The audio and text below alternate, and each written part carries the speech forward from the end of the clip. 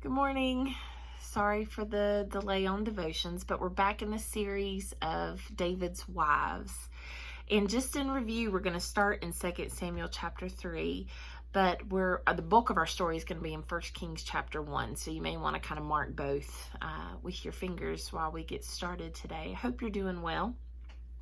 Now, just as review, because it's been a while and our devotions kind of got a delay, I want to go back to review David's wives. He had 8 wives, and the first wife, Michal, remember, was abandoned very shortly after they were wed, and her father took her in and then gave her to another man whom she was very happy with, and then David reclaimed her back. It was a heartbreaking situation, and she was barren. She had no children.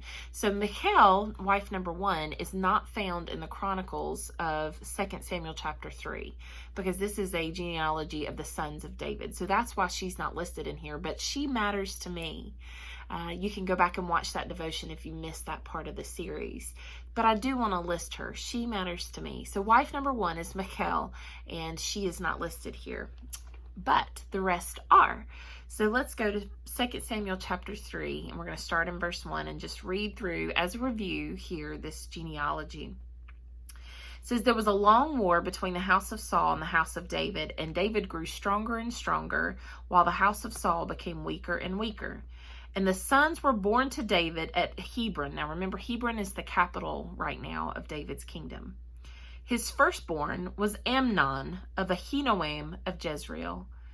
Now remember, this firstborn son ends up raping his sister and being killed by his brother for it. So Amnon, although son number 1 to wife number 2, is no longer in the running to succeed David on the throne. His second son, Kileab, of Abigail, the widow of Nabal of Carmel. Now remember, Abigail, wife number 3, was married to a fool, a drunken fool, and he ended up dying, and so David took Abigail on as his third wife. We don't know anything about Kileab. He either was born with some kind of health or mental struggle that made him unfit to rule, or he died very young, because he is no longer mentioned. So again, there's son number 2 that's not in the running for David's throne. And if we continue, it says, and the third son, Absalom, the son of Maacah, the daughter of Talmai, king of Geshur. Now, on Maacah's devotion, remember, we learned that her son, Absalom, is the one that murdered his older brother in vengeance for the rape of his sister. And he was banished to the kingdom of Geshur, his grandfather. So he is no longer in the running to inherit David's kingdom. And then here we come to today's devotion, because in today's devotion, we're going to do wives 5, 6, and 7 all together. So let's see their story a little bit. Verse 4, and the fourth son, Adonijah, the son of Haggith, and the fifth, Shephatiah, the son of Abital, and the sixth, Yithream of Eglah, David's wife. These were born to David in Hebron. So there's the chronological genealogy. I will skip to wife 6 for a second, Abital. She had a son named Shephatiah. We don't know anything else about them other than they existed. Again, he's one of the lesser sons. He's a younger son, and did not inherit the kingdom. So he is not mentioned. So wife number 6, I'd love to know more about her, but we don't. Wife number 7, Eglah.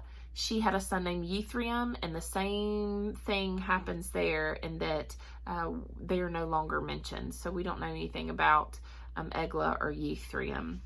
But we can back up to wife number 5, Haggith, and her son Adonijah, because we do know some things about them. More Adonijah than we do Haggith, but she was his mother, so we're going to study their story together, because we all know, again, what our sons do and what our daughters do definitely affects us and has a picture after us. So let's go to 1 Kings chapter 1 to hear a little bit more about these two.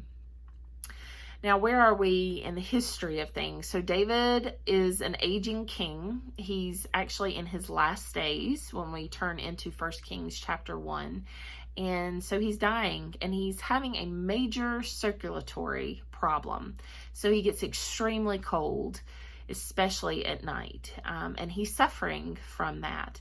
And so his loyal supporters, wives, come up with a plan, and this is what they decide to do. And this is in 1 Kings chapter 1, verse 1. Now, this seems like totally unrelated until we get in the story, and then you'll see exactly why it definitely is related. 1 Kings chapter 1, verse 1, it says, "Now King David was old and advanced in years, and although they covered him with clothes, he could not get warm. Therefore his servants said to him, 'Let a young woman be sought for my lord the king, and let her wait on the king and be in his service. Let her lie in your arms, that my lord the king may be warm.' So they sought for a beautiful young woman throughout all the territory of Israel, and found Abishag the Shunammite, and brought her to the king. The young woman was very beautiful, and she was of service to the king, and attended him, but the king knew her not." That last part is why my eyebrows didn't raise when they were talking about her being in service to the king. It was not a sexual relationship, even though she was very beautiful. I think he was probably past that at this time in his life. But he needed her warmth, her body heat. And so that is where Abishag the Shunammite is brought into the story. She is there to keep King David warm in his last days. Now let's go on through verse 5 and see and meet Adonijah. It says, "Now Adonijah, the son of Haggith, exalted himself, saying, 'I will be king.' And he prepared for himself chariots and horsemen and 50 men to run before him." So it's only natural that the oldest son of the king, who is available to rule, because the other three aren't, would inherit the kingdom of David. The problem with that is that God had already told David that one of his younger sons, Solomon, would inherit his kingdom. But David hadn't told anybody. David had kept it sort of quiet. Although there had been rumblings, he had not proclaimed him as his heir yet. And so Adonijah, heir presumptive, being the oldest available son, sort of has a right to the kingdom, except for what God had told David.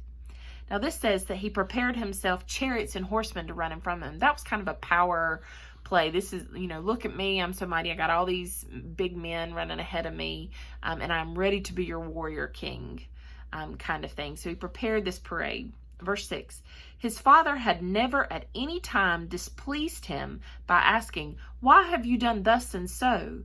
He was also a very handsome man, and he was born next after Absalom." So he's a super handsome kid. Haggith and David had made a beautiful son.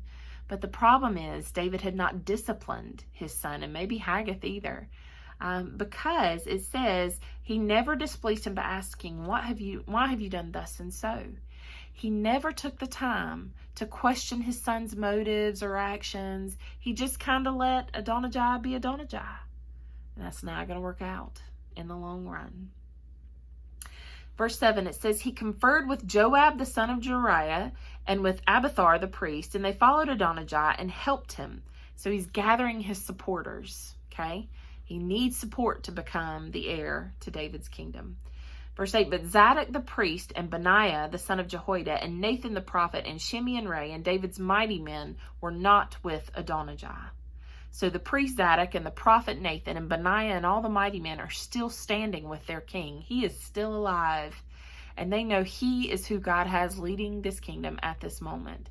And so they will not join Adonijah's parade to become heir to the kingdom. Verse 9, "Adonijah sacrificed sheep, oxen, and fattened cattle by the serpent stone, which is beside Enrogel." Not good. He is not allowed to sacrifice. The priest must do that, but he has taken this on himself, which shows he is not listening to the Lord's commands already.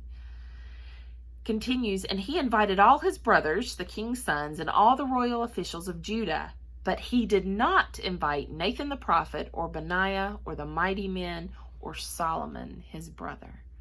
So he did not invite those who know that the Lord is calling Solomon to rule the kingdom. He left them out of the party. And he invited everybody else, all his brothers, all the officials. It doesn't say who all came. It just says that they were invited, but I imagine a lot of them came. A party. Let's go party with Adonijah. He's going to be king. He's got all these warriors. Let's go. He needs to be the next king of Israel. But some weren't invited. Now, David's 8th wife, her name is Bathsheba. She'll be our next devotion, I think, to finish out the series. She is Solomon's mother.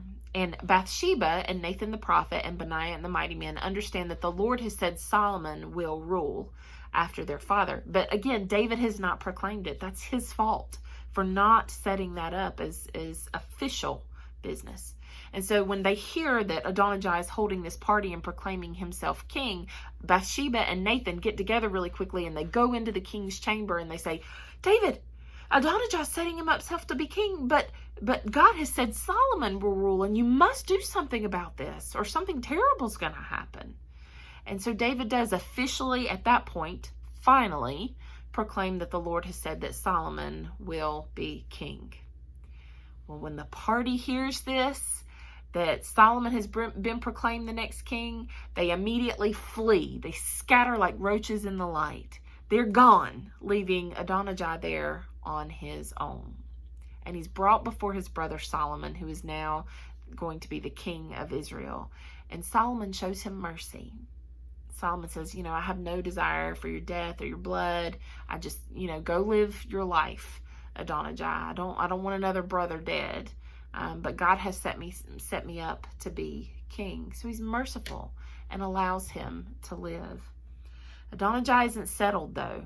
He did not succeed at that first bid. He's going to try a second bid. He's going to try a second way to get himself more accustomed to the royal household. The desire for power has gripped him, and it will not let him go. So he comes up with another method. And so he goes in to visit Bathsheba, and he charms her. And the story is in 1 Kings chapter 2, verse 13, but I want to hold that off for next week because it's part of Bathsheba's story. But he goes in and charms her, and essentially what he does is he asks for Abishag, the Shunammite, the woman who kept his father warm at night, to be made his wife. Essentially, what he's saying is, I want part of the king's property.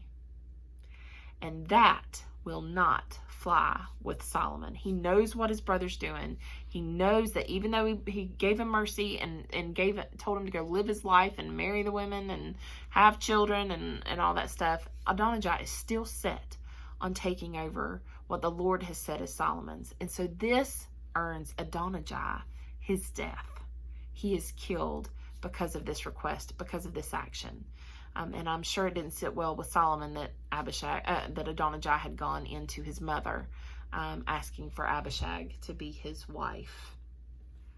And that's all we know, is there goes Adonijah into having been killed for his sin of trying to, again, claim his brother's throne. And Haggith's name with her son goes. What can we learn from David in this story, from David's mistakes? Again, I will say it over and over again, too many wives.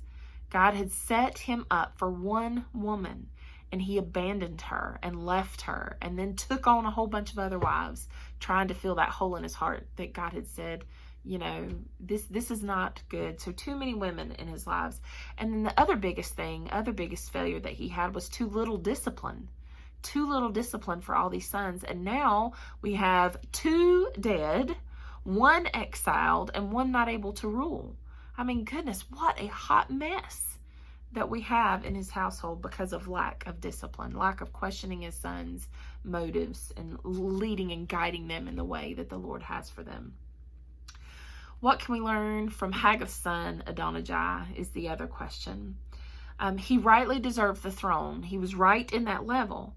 But the problem is, one of the mistakes that he made was that when God said, it's not yours, it's going to be your brother's, he took that as a feeling of failure. And instead of giving that failure to the Lord and saying, okay, I trust your will in this, he immediately began to backdoor, contrive to find ways to become king. That does not work out.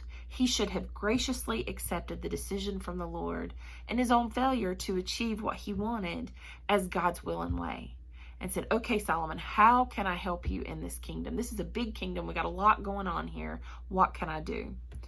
The other thing is that there are consequences for sin. Adonijah didn't drop his sin. He didn't drop his desire for the power that the Lord said he would not have. He pursued it. He nursed it. He thought of ways to conceive it. And then he went into Bathsheba and continued to push this plan of his. And it earned him his death. There is consequences for sin. And the biggest thing, something that the Lord has taught me very, very recently, is that you're not always going to succeed.